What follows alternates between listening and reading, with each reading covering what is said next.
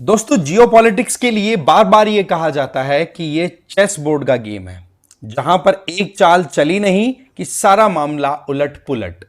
अभी Donald Trump की तरफ से जो टैरिफ इंपोज किए जा रहे हैं, जिसमें हमने देखा कि भारत पर 50% टैरिफ लगाने की बात कर दी, वहीं पर पाकिस्तान जैसे नाकारा देशों पर 19%। भारत पर सबसे ज्यादा टैरिफ लगाने का लॉजिक दिया है डोनाल्ड ट्रंप ने कि भाई भारत से हम जितना भी ट्रेड करते हैं उसमें हमारे ट्रेड एक तरीके का ट्रेड डेफिसिट है, हम इंपोर्ट ज्यादा करते हैं, एक्सपोर्ट कम कर रहे हैं, तो ऐसे में भारत को हमें बैलेंस में लाने की जरूरत है, तो हम टैरिफ लगाएंगे। वहीं दूसरी तरफ पाकिस्तान पे 19% के लगभग टैरिफ लगा करके ये कहा जाता है कि पाकिस्तान से हम ज्यादा ट्रेड नहीं करते तो टैरिफ ज्यादा नहीं लगाएंगे।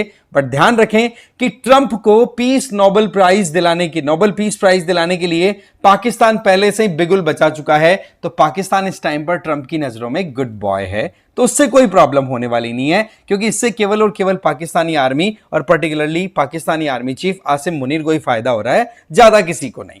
खैर, मुद्दा कुछ ऐसा है कि भारत जिस तरीके से रिस्पॉन्स दे रहा है डोनाल्ड ट्रंप के हर एक कदम का, वो शायद डोनाल्ड ट्रंप और यूएसए ने कभी भी नहीं सोचा होगा। अब माहौल कुछ ऐसा बन रहा है कि जो एक गलती शायद डोनाल्ड ट्रंप अभी नहीं मानेंगे, बट एक गलती जिसके चलते पिछले 20 साल की इंडिया यूएस रिलेशन की जो एक नींव रखी गई थी ना, उसके ऊपर एक गलत तरीके की वर्क लेयर क्रिएट कर देगी। मान के चलो कि डोनाल्ड ट्रंप का ये जो टैरिफ वॉर है ना, ये एक तरीके का ट्रस्ट डेफिसिट का काम कर रहा है इंडिया के लिए, और इसका नतीजा ये हो रहा है कि जो रशिया चाइना रिलेशनशिप थी, अब उसमें इंडिया की एंट्री और ज्यादा स्ट्रांगली विदाउट एनी डाउट होती हुई दिखाई पड़ रही है। क्या क्या चीजें आ रही हैं, क्या क्या अभी तक हो चुका है, यह महीना वाकई में बहुत उठापटक वाला है जियोपॉलिटिक्स पॉइंट ऑफ व्यू से। तो जानेंगे पूरा डिटेल में कि वाकई में भारत के लिए रशिया और चाइना क्या बड़े कदम उठाने के लिए तैयार हैं। बट आगे बढ़े उससे पहले आप मुझे फॉलो कर सकते हैं इस क्यूआर कोड को स्कैन करके टेलीग्राम पर, और पीडब्ल्यू ओनली आईएएस की तरफ से जो लोग भी 2026 का यूपीएससी टारगेट करके चल रहे हैं, उन लोगों के लिए सृजन रिपीटर्स 2.0 बैच रन कराया जा रहा है। उसमें इंटरव्यू, मेंस और आपके प्रीलिम्स तीनों की प्रिपरेशन के हिसाब से कोचिंग दी जाएगी। इसमें आपको जीएस की क्लासेस, टेस्ट सिप और मेंटरशिप तीनों, टेस्ट सीरीज और मेंटरशिप तीनों दी जाएंगी। साथ में आपको कोई डाउट है तो आप कॉल कर सकते हैं, कॉन्टैक्ट नंबर दिए हुए हैं, डिटेल्स हैं वो डिस्क्रिप्शन बॉक्स और पिन कमेंट में भी दी हुई है। तो बात कुछ ऐसी है कि डोनाल्ड ट्रंप लगातार इंडिया को थ्रेटन कर रहा है। कभी बोलता है कि रशिया से तेल नहीं खरीदना है, कभी बोलता है कि हमारा इंडिया के साथ में ट्रेड डेफिसिट है तो हम टैरिफ लगाएंगे पहले 25%, और फिर बोला कि एडिशनल 25% और लगाएंगे। तो ऐसे में प्राइम मिनिस्टर नरेंद्र मोदी का कल स्पीच आता है, एड्रेस कर रहे थे एक पब्लिक गैदरिंग को, कि बोला मैं मेरे यहाँ के मछुआरों और किसानों के पेट पे लात नहीं मारूंगा, चाहे मेरी पर्सनली मुझे कितना ही कुछ कॉम्प्रोमाइज करना पड़े। This is the statesmanship. Number 2, Trump के द्वारा टैरिफ लगाया जा रहा है, रशिया से रिलेशन वीक करने की बात की जा रही है। उल्टा इंडिया ने national security adviser Ajit Doval ji को मॉस्को भेज दिया और वहां पर व्लादिमीर पुतिन के साथ 1-to-1 बातचीत हो चुकी है।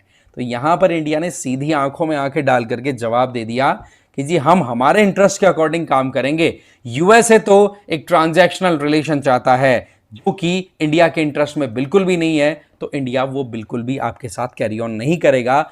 ऐसी रिश्तेदारी तो बिल्कुल नहीं चाहिए जो हमारे लिए ही टॉक्सिक साबित हो जाए।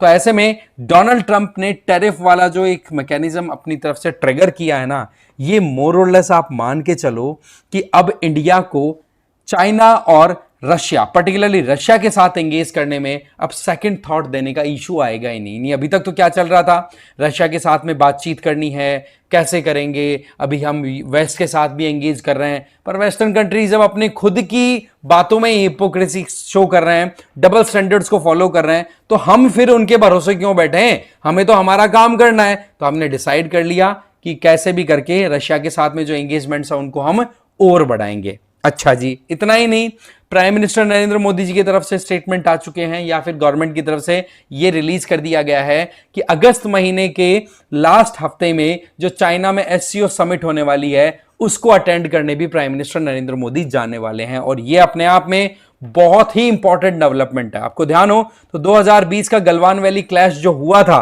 इंडियन और चाइनीज आर्मी के बीच में, उसके बाद से अभी तक रशिया इंडिया चाइना रिलेशंस ठंडे बस्ते में पड़े हैं, बट थोड़ा सा डीएस्केलेशन हुआ है, सिचुएशन थोड़ी सेटल हुई है। उसके चलते अब एससीओ की मीटिंग अटेंड करने प्राइम मिनिस्टर मोदी खुद जाएंगे। तो ये भी एक वेस्टर्न कंट्रीज, चाहे फिर वो यूएसए हो या नेटो कंट्रीज हो, उनको सीधा मैसेज है कि भैया अब सुधर जाओ।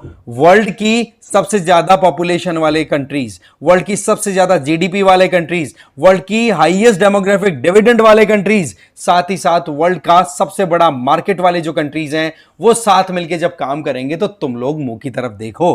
और एग्जैक्टली यही पॉइंट यहां पर आ रहा है कि चाइना रशिया चाह रहे थे कितने लंबे समय से कि इंडिया जिस ट्रोइका में पार्टिसिपेट किया करता था आरआईसी में, जो कि गलवान वैली इंसिडेंट की वजह से इंडिया ने बिल्कुल ठंडे बस्ते में डाल दिया। बोले इंटरेस्ट के मामले में चाइना के साथ हम ज्यादा रिलाई नहीं कर सकते हैं, बट पॉइंट इज कि रशिया इंडिया चाइना का ये ग्रुप एक बार फिर से रिवाइवल लेने की कगार पे आ चुका है। और ये जो ट्रंप का ट्रेड वॉर है ना, इसका ये बहुत बड़ा जवाब हो जाएगा अगर इन तीनों के बीच में सही सेटिंग बैठ करके और ये काम करना स्टार्ट कर देते हैं। इनमें मेजर इश्यू तो देखो इंडिया और चाइना का है, हमारा और चाइना का, वो बॉर्डर को लेकर के। अगर चाइना पोक ना करे तो मैं बता रहा हूं 21st सेंचुरी को एशियन सेंचुरी होने से कोई पहले भी नहीं डिनाई कर रहा है, रही सही में वेस्ट का गला सूख जाएगा।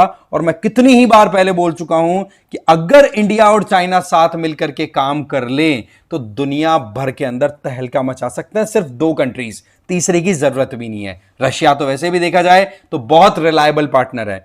आज देखो डोनाल्ड ट्रंप ने वो काम कर दिया है जो काम 1970s के टाइम पे, 60s के टाइम पे यूएसए किया करता था, इंडिया के अगेंस्ट में जाकर के पाकिस्तान को सपोर्ट दे करके।